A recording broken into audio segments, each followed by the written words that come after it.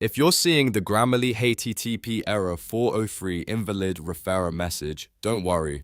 In this video, I'm going to walk you through the most common fixes step by step so you can get back into your account or complete your payment without the frustration. This issue usually happens when something in your browser or network is blocking the referer information Grammarly expects to see. That can be caused by privacy extensions, cached browser data, a VPN or proxy, or sometimes even a payment form that isn't loading correctly. If this tutorial helps, please hit the like button and subscribe for more quick software fixes and step-by-step guides. Alright, let's get into it.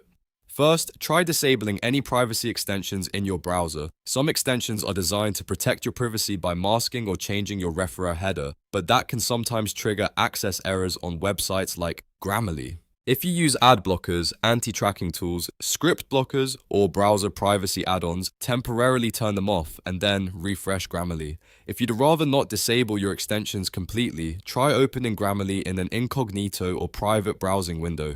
This often gives you a cleaner browser session and helps you check whether the error is being caused by one of your extensions. If Grammarly works in private mode, then you'll know the issue is likely tied to something installed in your regular browser profile.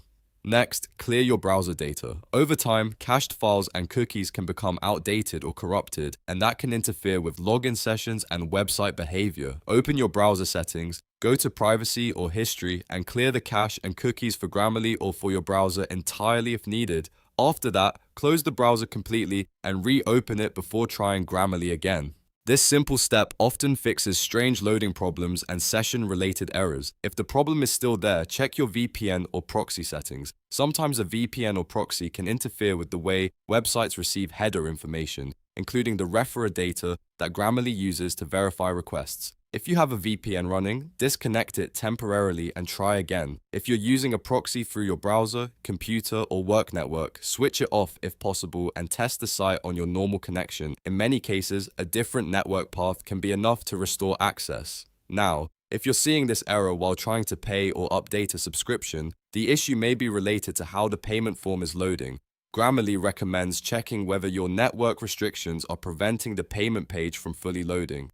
In that case, try a different browser, turn off privacy tools, disable your VPN, and refresh the payment page. You can also try a different connection, such as your mobile hotspot, to see if your regular network is causing the form to fail. If the payment page loads properly on another connection, then the problem is probably your browser or network settings, rather than Grammarly itself.